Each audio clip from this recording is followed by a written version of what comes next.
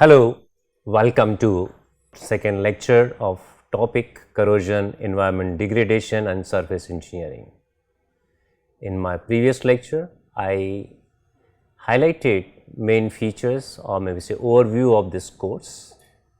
I emphasize that there is a difference between surface degradation and material degradation. As per my understanding, most of the failure occurs because of the surface degradation. Surface degradation may lead to the material degradation, and that is very important to understand. I did mention about the importance of corrosion. As I mentioned, India loses almost 1.67 trillion rupees per year due to the corrosion failures, and this budget is more than complete educational budget per year. Then I mentioned about environmental degradation and surface degradation and some other relation between these two.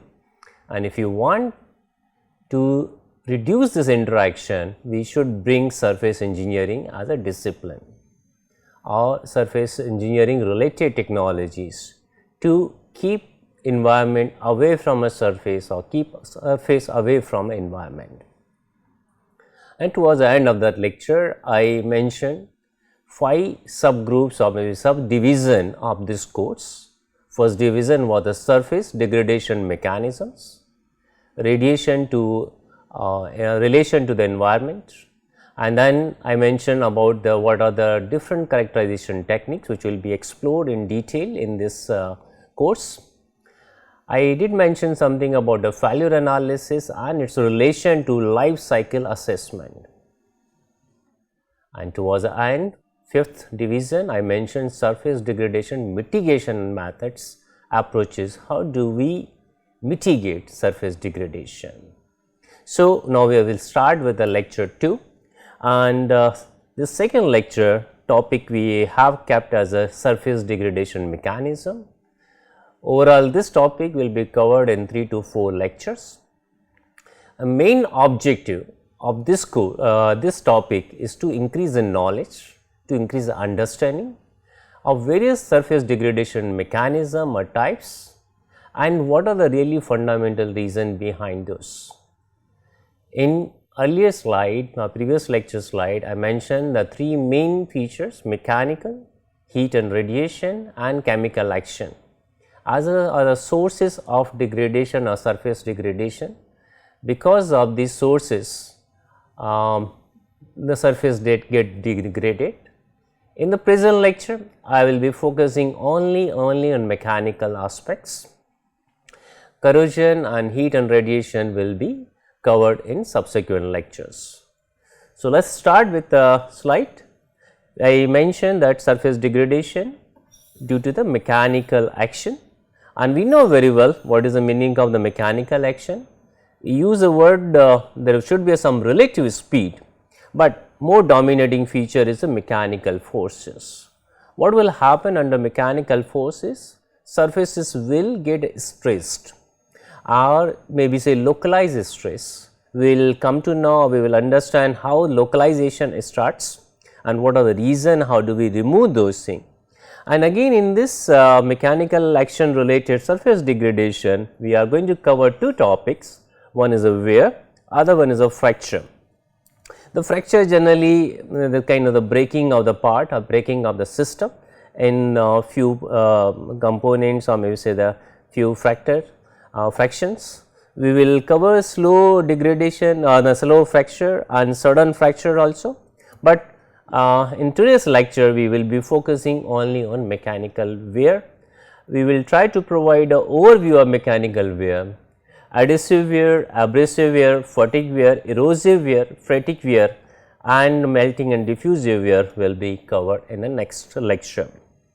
So, we will focus only in overview of the mechanical wear. What is the mechanical wear and then how do we define?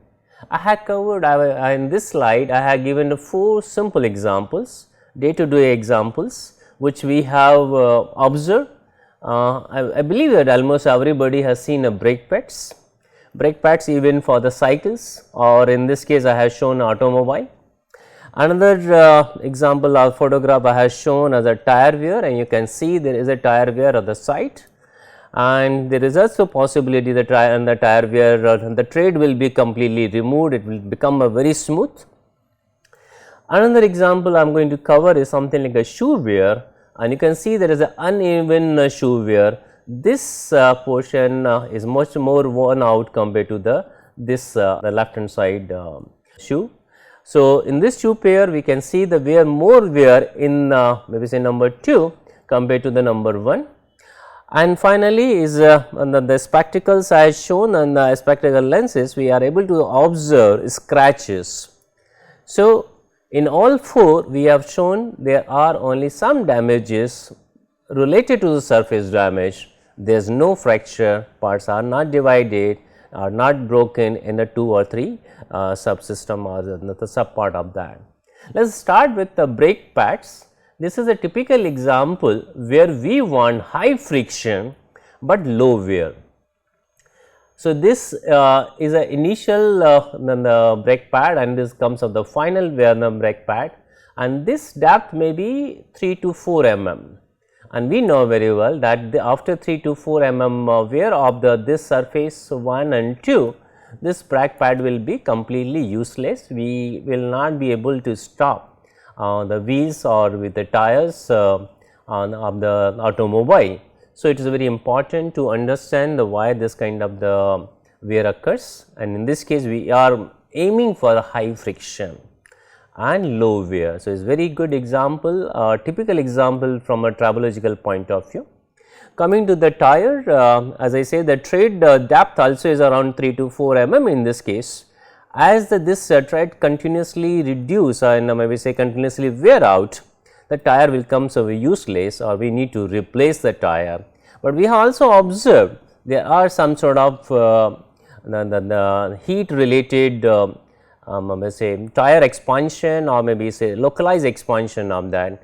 So, that gives a very irregular surface, it will increase the sliding, and as it increases the sliding, more and more efficiency loss will occur, and then it depends on how we want to replace it and how fast we want to replace it. Come to the shoe, this also gives a pattern that shoe will wear out slowly, but quite possible one side mechanical force is much more, like number 2 right hand side shoe has been subjected to high mechanical force compared to left hand side shoe, because here we are able to see there is still a pattern remains, while in the number 2 pattern is not the completely has been degraded, been removed from a surface, and then the wear out is of the left hand side or the right hand side shoe is more. Coming to the scratches, again we are able to see there are only scratches, surface damage. We know it is not very good from eyesight point of view, we need to replace this glass. But if you look at all this, we will have some design feature, and more we say that more important is the operating features. Now, if the design is bad, there will be immediate failure, or material is bad, there will be immediate failure, but these failures happen over the time, and that is why we are using the word mechanical wear. If it happens immediately, then it will not be the wear, it will be something else.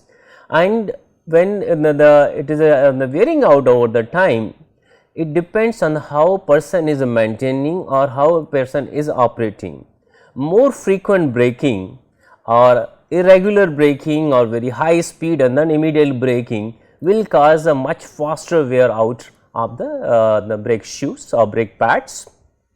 Similarly, driving a vehicle on uneven terrains, and again irregular practice, maybe say very high speed will almost 0 speed, then again high speed, causing very big thermal cycles in the tire will also cause a damage. Coming to the shoe side, quite possible the person is giving more pressure on the right hand side shoe or the left the number 2 shoe compared to the one. That means again the person has to change the habit of walking, or also possible the person is not walking on the similar kind of the road condition, there is some sort of irregular pattern. Coming to the lenses, we know very well that we should not keep this spectacles open for the long time. We should keep in a case, that means that there should be a surface protection. We should regularly clean it. Even many times people use fingers to clean the glasses, but we know very well even the finger will cause a damage to this kind of lenses. So, we require a special cloth, a special liquid to clean it.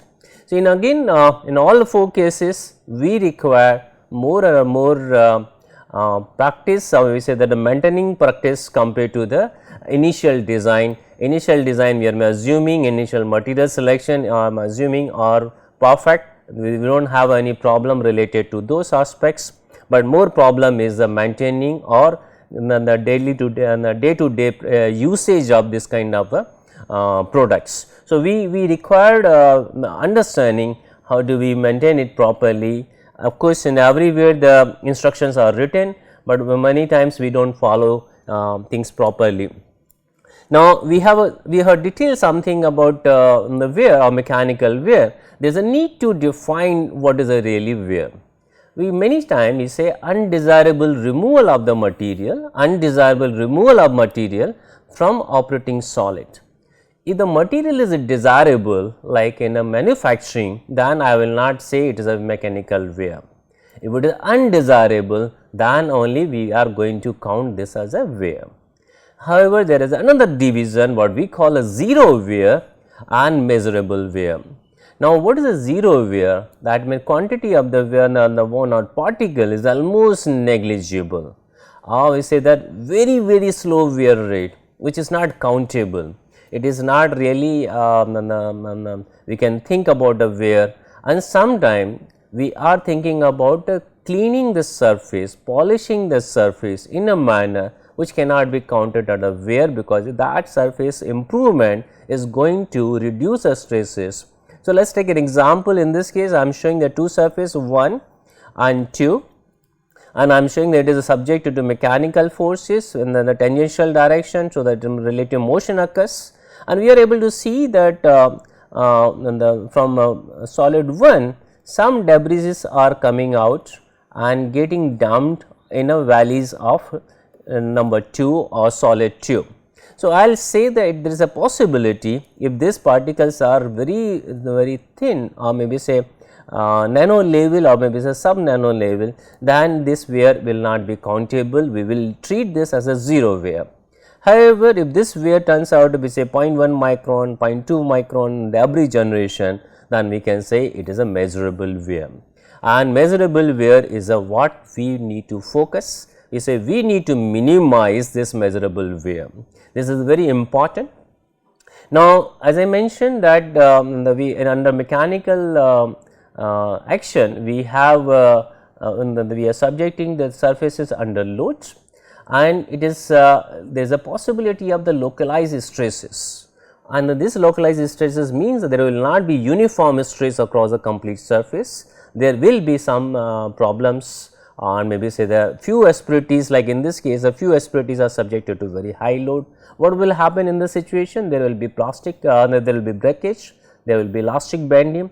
As there is elastic bending again and again and again, because the component moves from one location to other location, some asperities will be relieved, some other asperities will get engaged. Because of this way elastic bending and regaining it will happen, and because of that it will subjected to the dynamic load, or what we say the fatigue load. If the load is very high, or maybe say the surface is very rough, if the load is very high, there is a chance of the plastic deformation, that what we call the cold welding. And then if the surfaces are very bad, or maybe say asperities are very more number, then there is a possibility of the ploughing, and then that too a soft surface. That means if the surface 1 is hard, surface 2 is soft, in the situation surface 2 damage will occur. Otherwise, if the surface 2 is hard, but surface 1 is soft, then surface 1 will get damaged. So, in other words, what we say mechanical wear depends on softness, on hardness, and this is important. If the more and more hard surface, we generally say the wear will be lesser, but that does not mean that we can keep a very high hardness and will be away from a wear, because high hardness also causes some sort of failure. We will be detailing about those. Now, I am just trying to come up with some new concept. We say that you must have heard about the warranty. Many times we buy product and there is a warranty on the product. Sometime we can say, and then the manufacturer or seller will say within 7 days you can, if there is some failure in the product, you can replace that, or maybe we will repair it. So, that is what the warranty has been common in almost all the products. Many times the warranty is for the 1 year, sometime we get a comprehensive warranty for the 2 years, 3 years, something like that. So, these things are related to the mechanical wear. How they are related to mechanical wear? Let me show one graph. And now, this graph is known as a bathtub curve. Why bathtub curve? Because the shape, because this shape is like a bathtub, and we are concentrating on initial portion, that is called infant mortality. That means there is a possibility of instantaneous failures. Failure will occur at the beginning level itself, and then we say that this portion is related to the design failure or manufacturing failure. It will not be causing the wear failure, and as there is an infant mortality in the face, what will happen? There is a problem related to design or manufacturing. That is why the manufacturer will try to cover this, and then we may be replacing complete product or repair of that product. However, once this phase is over and then it has come to the normal wear, or we say the useful life, this is a useful life. In the life span, manufacturer will not worry about that. You say it depends completely, this phase completely depends on the operating condition, the way person is operating, and then this is completely based on the user, how a user is operating this. So, initial one, infant mortality, is a responsibility of the manufacturer. Now, why this warranty period starts, or why warranty is started? Because we know nothing is 100% successful. Now, I am making some product which has a 99% reliability, but still a one component out of 100 will fail. Instead of increasing 99 to 100, it will be cost economic to go ahead with a warranty period, because we know that in 7 days or 1 month, if the component is failing and there is a 99% reliability, only one subsystem or system will fail and we can replace it, and overall the manufacturer will have a more benefit compared to making complete product 100% foolproof. However, it depends on the product to product, depends on the market, what kind of competition is there. Quite possible at the beginning people can go ahead with a more kind of the warranty, and then slowly they improve their design feature, they improve the material the selection, and then come up with a product which is not going to fail at all.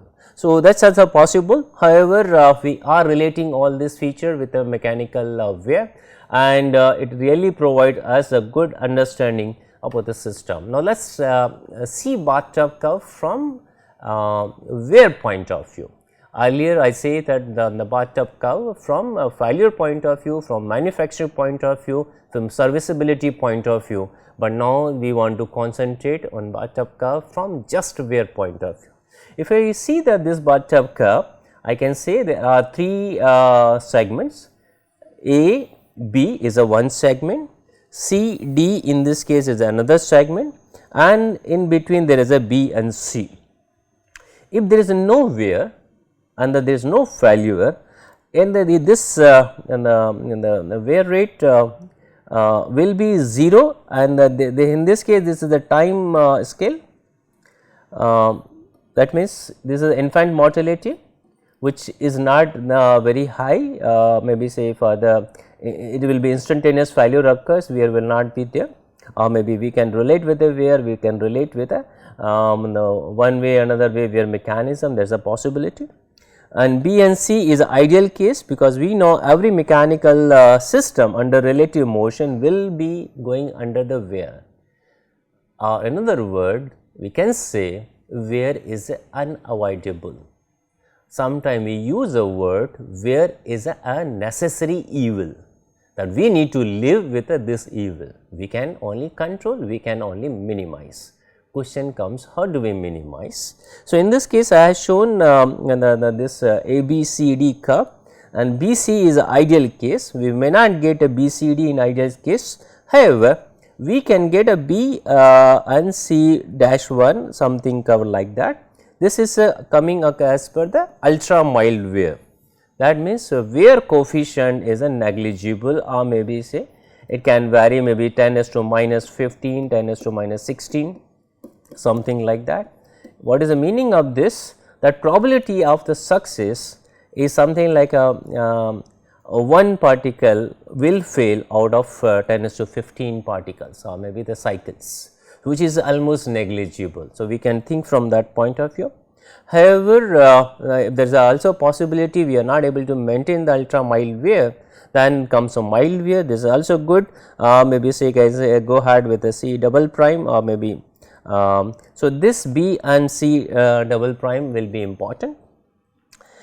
If we are not able to maintain this properly, quite possible we may across moderate wear or severe wear, and then we can say this should be, if we are doing engineering, if we are attending this course, then at least we should be in a position to remove this kind of curve and remove this kind of curve. We say that we should move from this to this side, and that is where the science is important to understand why the wear constant is increasing significantly. So, we say that if wear constant is 10 is to minus 1, that means then the one failure out of 10, that is not very good, and then we need to reduce to the 10 is to minus 15, 10 is to minus 16. Again we will detail about the wear constant in the next slide, next few slide, and maybe in next lectures also. So, what is our aim? We say that early failure we do not have a much role to play, because that was mostly failure happen because of design or because of the production, or maybe say because of the transportation. So, we do not have to play much role. However, we can play a role in a B to C area, and that we can reduce the wear rate in this mesh and in this domain as low as possible. What is really our aim, or maybe say in the aim of understanding the wear, is make a cost effective long life span of the product or the system which we are operating. So, this is our aim, and then how do we achieve it, we are going to describe, we will be detailing those things. Now, come to the next slide. There is a literature about the wear constants. You can see here, this depends on the materials.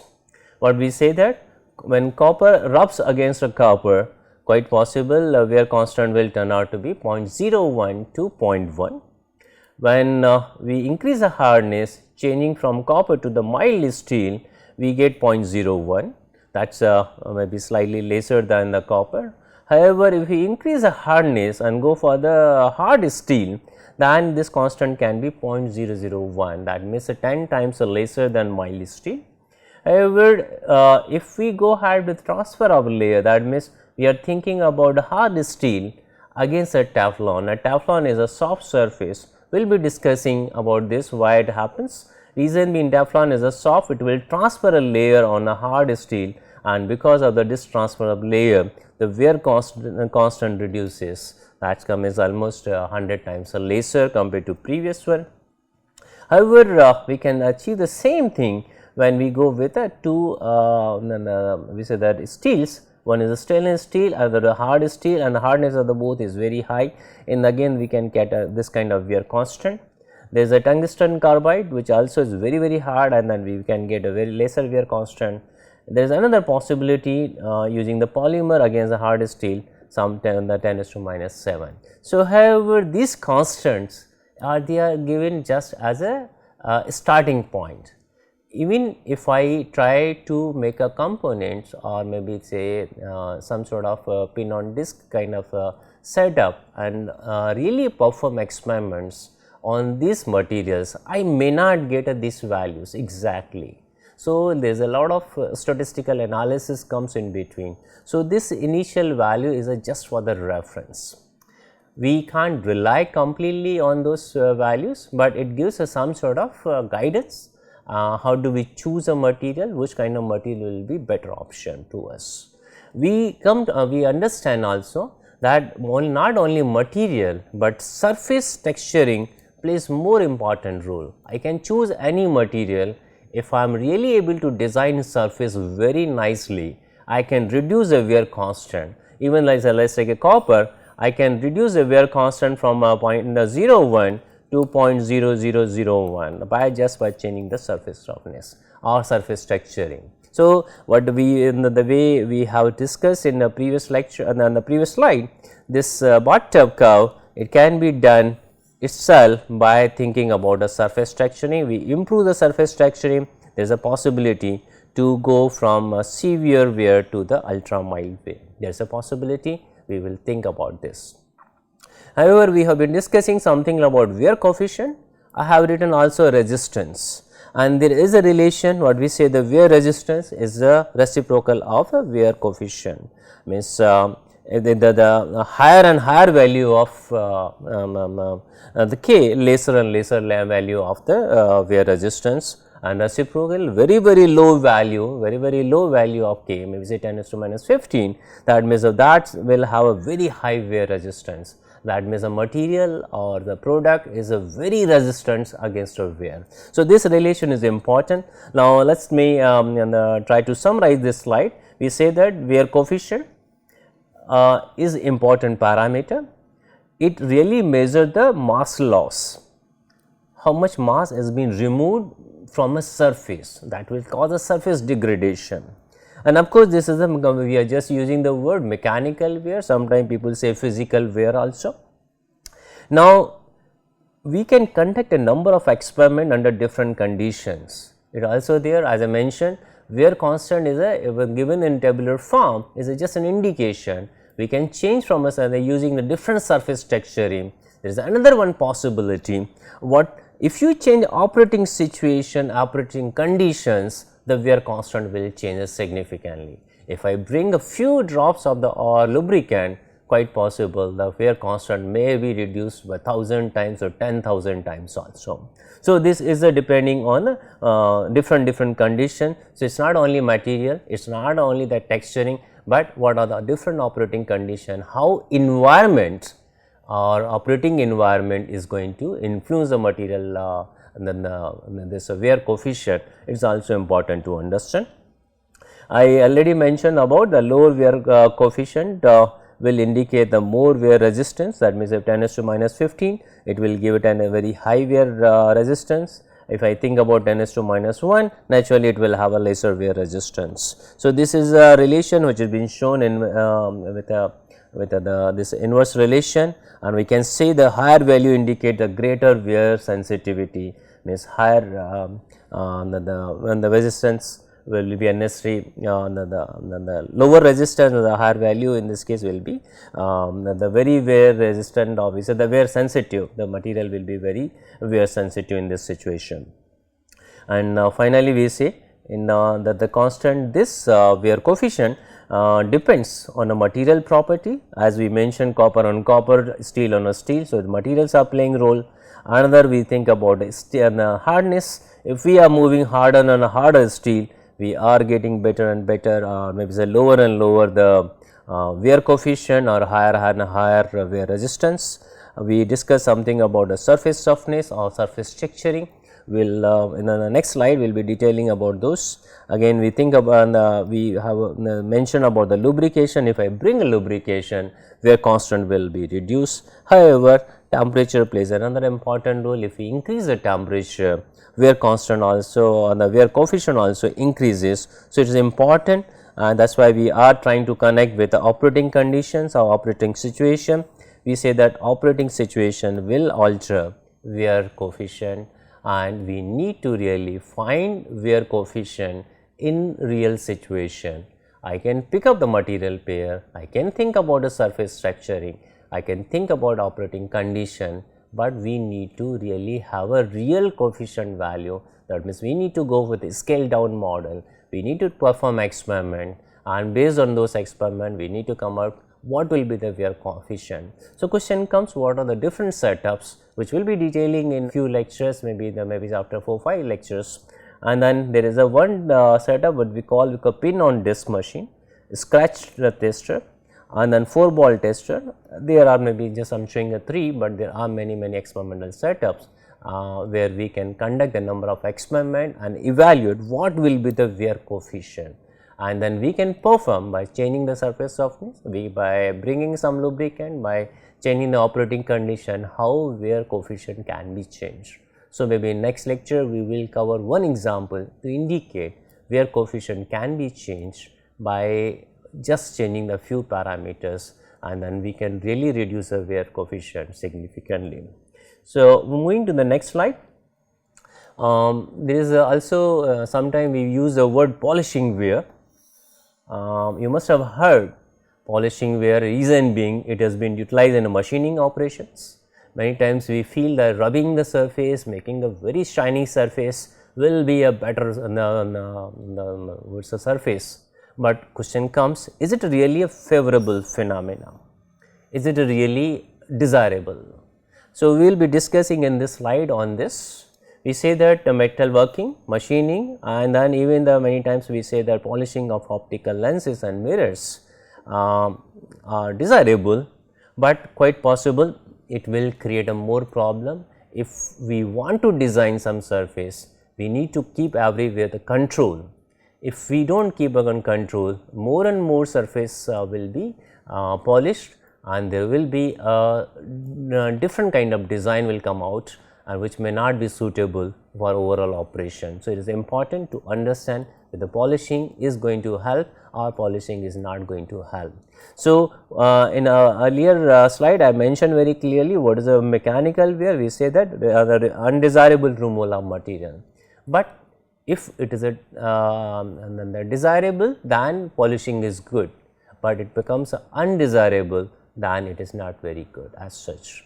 Now, I am just trying to show one engine liner. You can see here engine liner, you are able to see some sort of scratch marks on this, and now this has happened because of the polishing. And then what is the really meaning of that? This engine liner was invented, maybe you say the design in a manner to bring some sort of textured surface, and textured surface will give some sort of peaks and valleys, but a regular pattern of that. Now, if we polish that, what will happen? Retaining the lubricant will come out to be much lesser. So, texturing was required to retain the lubricant, to minimize the wear rate and reduce the wear coefficient or increase the wear resistance. But because of the polishing, those textured surface were clean, and then finally the engine liner failed badly. So, this is important to understand. Not necessary everywhere we do polishing and we get a good shining surface, and then we say that it is a good from a wear point of view. It may be a very bad from wear point of view. So, we need to think whether the material removal was a desirable or undesirable. That is important to consider. Of course, as I mentioned, if the removal is very low, ultra mild wear, then we will not worry too much. But if it is a measurable, quantifiable, and then we will worry too much about that. And this all depends on what kind of material we have selected, what kind of the process we have selected, how we optimize the process or not. Even suppose I say that grinding is a good operation, but have I really optimized appropriately or not? Another one is what kind of the liquid or what kind of fluids we are using there. So, naturally the texture surface will change. If I go with a material, if I go with the process, quite possible we need to think about a different textures which will be suited for that application. I will show you another example about transfer layer, and I mentioned earlier also. You can see here there is a the graphite seal, a mechanical seal. There is a stainless steel shaft over here. This seal fits on this portion. Now, you can see here there is a bad something, the black color has come, black color and something. So, one of my research scholar used to think, oh, this is a bad, and then he was polishing it again and again, and we were surprised that how the coefficient of friction suddenly is changing.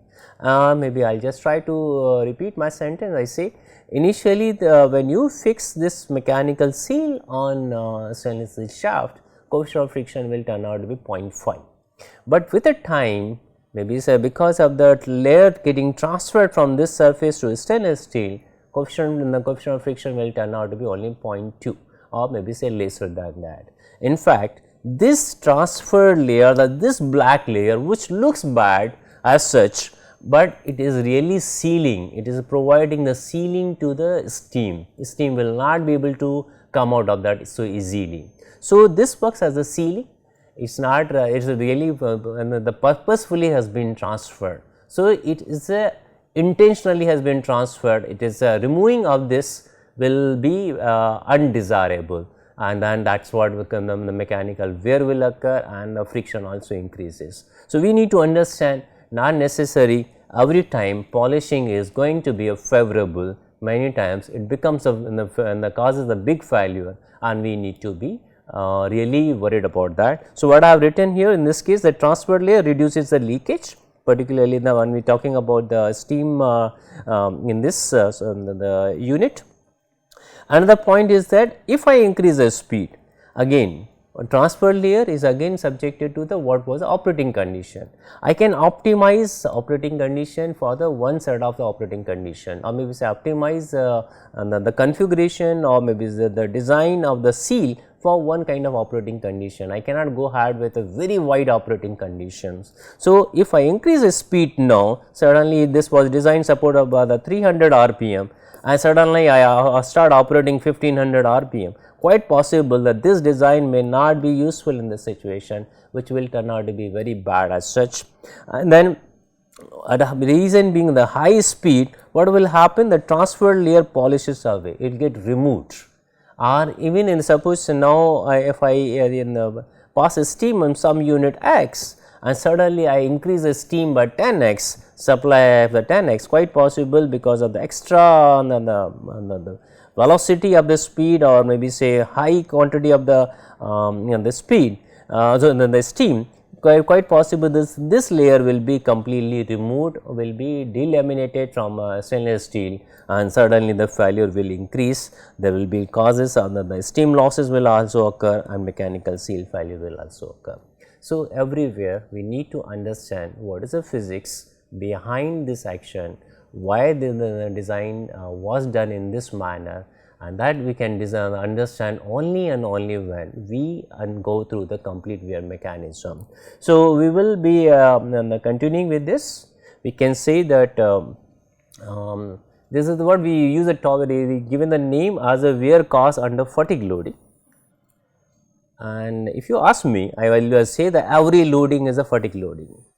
Reason being, if I want to operate something of the 1000 Newton, quite possible the variation will be continuing. It can be a plus minus 100, something like that. So, it comes under fatigue loading itself, right. I have not seen any case where there is only static loading. All the cases, almost every situation is a fatigue loading situation. Now, in case of the fatigue loading, what happens? There is a possibility of I have shown the reverse cycle in this situation, and there is a possibility of the some sort of nucleus formation or crack formation below the surface. I am just keeping something like a 20 to 50 micron only. I am not using the word as a much depth, it is not either 2 mm or 3 mm, it is only the 20 to 50 microns. Quite possible more and more in the cycle of this loading, this all particle the micro the wears, or maybe this nucleus, they can get combined and then make a structure something like that, and this gets removed from a surface, and after removal whatever remains, this will be called as a pit, and many times pit are lesser than 50 micron size. Why using the word 15 microns? because we cannot see anything lesser than 15 micron with our naked eyes.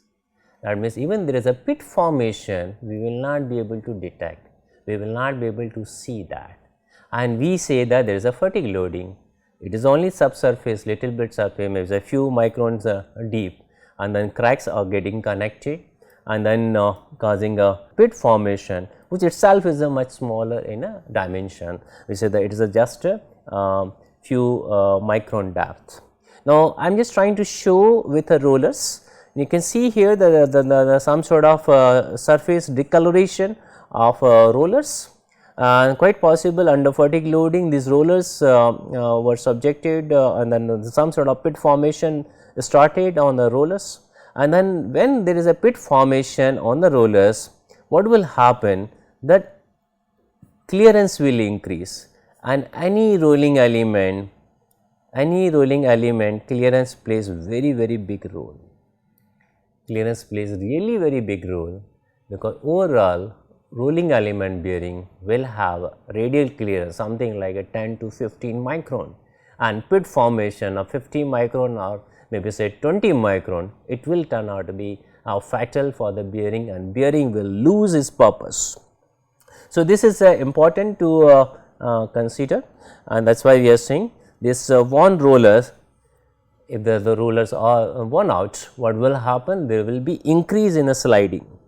So, even though rolling element bearing purpose is the rolling action, no sliding, zero sliding, but because of this pit formation, what will happen, the sliding will increase, or in other words sliding to rolling ratio will increase, and if happens the noise level will increase, vibration level will increase, and bearing will turn out to be useless, right. So, as such, if you look at this, we do not find a major failure, we do not find kind of the fracture, and no as such a big indication, because even when we are looking at, we just find some sort of discoloration, and quite possible this may be the accumulation of the number of pits. That means, even when the first pit started forming, we are looking at this roller maybe say after or maybe say more than 1000 hours operation, and it has gone to the lesser and lesser efficiency. We say that the sharp position also may have got affected, it may have caused some other failure also. So, we need to think from the scientific point of view or micron point of view or nano level, that what kind of failures are going to happen. Will if I detect this kind of pit formation well in advance, quite possible one or two failure, one or two pit formation, I can immediately take a treatment and give a treatment to that. We will not see this kind of the rollers at all, or when we say the roller bearing itself life will be very high. Quite possible we suppose intended suppose 4000 hours operation of the rolling element bearing, and then if I do a good maintenance, if I really keep checking whether the pit has started forming, I can increase the life of the bearing to the 40,000 hours. If I do not detect well in advance and there is some sort of failure, quite possible the bearing life will turn out to be only 400 hours. So, there is a huge difference by understanding, or when we study load condition, we study the material condition, we look at the monitoring, or we monitor the performance or the oil content, then failure will be reduced significantly. Now, as I mentioned that we need to look at the micron level, and interestingly, when you look at the micron level, the surface looks like something like that, is very bad. But if you look at from a distance, quite possible this surface will turn out to be like a polished surface. You can see the many peaks, and there are peaks and the valleys also, and very irregular surface. Now, this is the surface profilometer. We have used a 3D surface profilometer. However, in many institution, what we say the stylus profilometer is there, which is generally gives a 2D surface roughness. So, this 3D has been also plotted in this 2D related thing, and then we have given a 5 mm length scan. You can see the peaks and valleys which are very clear, that means the surface is very rough. And then here we are using the one average surface roughness, and one is a RMS value. in tribology, we prefer RMS value compared to RA value. How and why we will detail in subsequent lectures and with the complete physics, why we are going ahead. We say that this is a right, this is a wrong, while in manufacturing aspect many times they provide a value only RA value, but we need to think about RQ value, we need to give emphasis on RQ value, and that gives really the right indication whether surface is going through the damage, or the suppose in the will, then will there be any damage in maybe after operating it for the few hours or maybe few hundred hours or something like that. So, let us say, and we say that there is a 3D profilometer provides a very rough surface, and I am using the word rough surface, has a significantly smaller contact area compared to apparent area. So, this is a very important aspect. We have kept some area to sustain the load, and suddenly we find because of the roughness, even though it is a few micron and not visible with the naked eye, we find that actual area has come down significantly. It can be may say 1 to 15% of the real area. So, even in this situation, if I kept a factor of safety 5, 6, still the component will go through the plastic deformation. So, this is a very important thing, and that is why we are using the word the contact region experience substantially high stresses. Reason being, the contact area is much lesser than what we intended. That means intended area was on higher side, maybe say x area, and finally we are getting only 0.15 x. In the situation, what will happen? The stress will increase by 6 times, which is a very important to understand, and that is what we are saying, that substantially higher stress than the surface if it would have been a smooth surfaces. Now, because of the very high stress, what will happen? There is a possibility of the distortion, there is a possibility of crack formation, there is a possibility of the fracture also. So, this is what I am trying to convey, that surface roughness plays a very important role, and we need to think from that point of view, how do we improve the surface roughness or surface structuring to minimize, to keep control on mechanical wear, to increase the life of this component or systems. So, this is very important to think about those. Now, I am just trying to say that can we really design? We have heard of designing the product, but here we are using the word, can we design surface roughness? Sometimes people do not prefer the surface roughness, they say texturing. Can we design a surface texture? Now, let us take first surface roughness.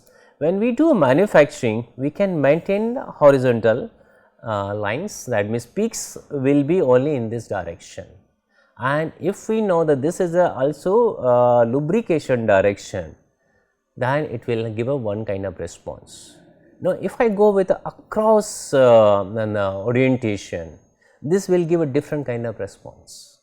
If I go with the cross reference and surface roughness measurement, or maybe say action, then it will give us some sort of diamond action, or maybe say the different response, and multi-direction is a completely random, and we do not prefer this is a completely random kind of direction, because it is not going to help us much. While this can be intended, this can be intended, this can be intended, and there are number of research papers, they are saying that coefficient of friction can be changed. Suppose coefficient of friction in this situation is 0.2, I can change the coefficient of friction 0.8, and in between something like a 0.45. That means same material pair, I can play with the coefficient of friction and multiple, and if I want to apply this kind of the texturing for the brake shoe, quite possible I may choose this compared to this. Of course, depends on the direction of the rotation and how we are fixing it. So, surface completely can be really designed, or roughness can be designed, and we are using the word here, controlling surface texture to produce a desirable roughness, to control friction, to control wear resistance, and sometimes people go ahead with a fanciness, so we say attractiveness. So, that is also possible, and this is what we are using the word, it is a surface roughness design, and you can see here very colorful the shape, which is the surface profile has been mentioned in a manner, or we say the texture has been manner, and texture over texture is also there, that has been designed in a manner so that it looks fancy, it looks attractive, and also solve the purpose for an intended purpose why we are thinking to go ahead with this. And this is some reference, we have picked up the reference from Patel etc. You can see here they have designed figure 1, and then they are able to keep the 2 level of roughness. It is not only 1 level, the 2 level of roughness. Why? They want to go ahead with the hydrophobicity, that means to retain the moisture, to retain the water on the surface itself. Water should not ingress in a inside the surface. So, many times to avoid a corrosion, it can be done, it will be giving the good results. So, there is a possibility the way we design surface. We can design surface with water, or maybe say environmental deterioration, and the environmental related deterioration will not happen to the surfaces. There is a possibility. However, I have seen a couple of other examples where we can say this kind of segmentation in surface, there is this kind of texturing in surface can act as some sort of dustbin. And this is a dustbin concept, very good concept, because a mild wear can be kept in a mild wear itself. Ultra mild wear can be kept in a mild wear itself. Obviously, ultra mild wear can in the situation. Why we are mentioning?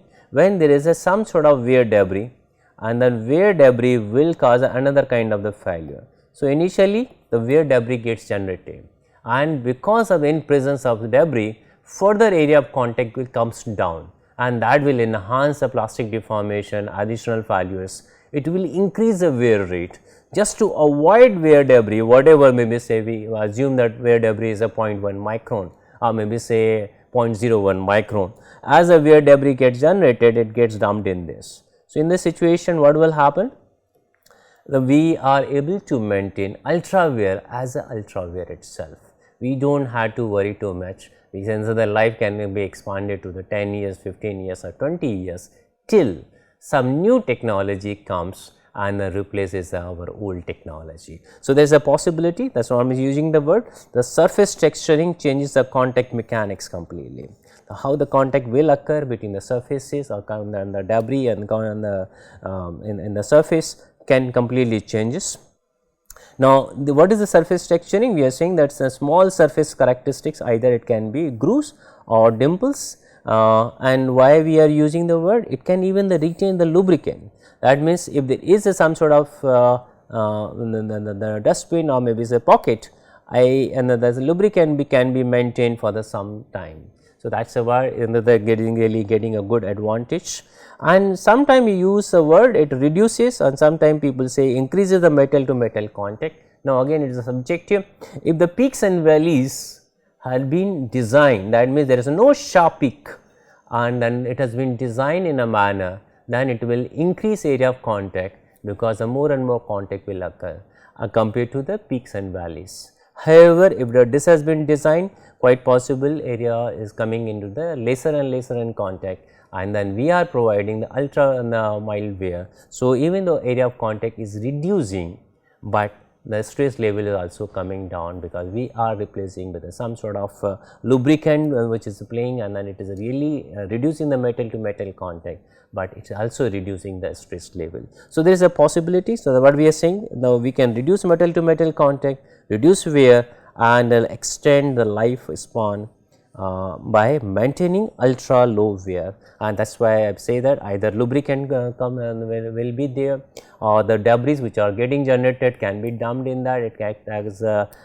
dustbin, or it can really repel the water. Water will not be allowed to enter into surface, cause any damage to the surface, cause any rust to the surface. So, those things are also possible in this situation. Let us move to the now what we say the try to summarize where we say we started where something like this, and it says that there is a irregular surface. Because of the irregular surface, the area of contact will be much lesser, and then we have observed in one of the case the area of contact will become only the 1%, and we can really figure out what will be area of contact. By we have a number of instruments, we can really find out whether area of contact will be 1%, 5% compared to the nominal contact area which we intended from a design point of view. Now, what will happen as nominal area of contact is higher, but true contact area is much smaller, stress level will be very high. So, if I am keeping only 1% as a nominal contact area, that means I am going to increase the stress by 100 times. So, it is like a cold welding, the two surfaces come under very high load, you cannot separate.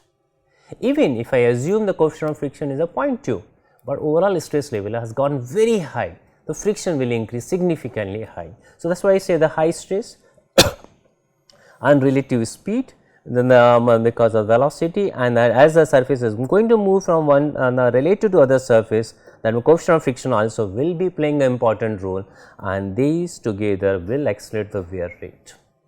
There is a possibility of addition, the two surfaces will get combined. Under very high stress, there is a possibility of deformation, and because there is a high mu and high stress, and the friction force will be very high. If the friction force is very high, the actually frictional heating will also be very high, and all three together will provide another big failure or wear failure in this situation, and that has been shown here. Because of the very high surface roughness and then the lesser contact area, you can see here the plastic deformation has occurred, and then there is a significant wear in this domain. So, these are the related. Surface roughness plays an important role. In future, we will take a couple of examples to discuss about this, and in next lecture we will be discussing something about a wear mechanism. Thank you.